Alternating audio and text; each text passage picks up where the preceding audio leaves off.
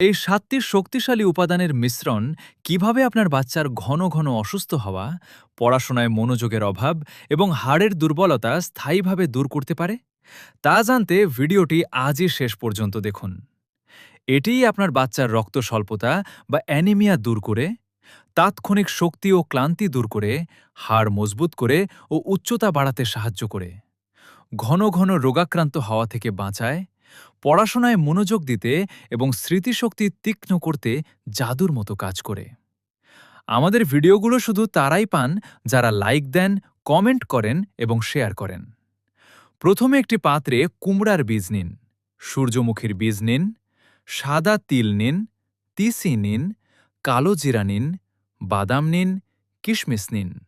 সবগুলো উপাদানকে ভালোভাবে রোস্ট করে প্রতিদিন বাচ্চাদের খাবারে এটাকে যুক্ত করুন, সকাল সন্ধ্যা হালকা নাস্তায়, যার ফলে চোখের ম্যাকুলার ক্ষয় রোধ করে এবং দৃষ্টিশক্তিকে দীর্ঘমেয়াদে সুরক্ষিত রাখে। যেসব বাচ্চাদের কোষ্ঠকাঠিন্য, পটি শক্ত হওয়া বা পেটের সমস্যা আছে তা দূর করে। আজই রোস্টেড মিক্স সিডটি অর্ডার করতে ইনবক্স অথবা কমেন্ট করুন। সারা বাংলাদেশ ডেলিভারি চার্জ ফ্রি।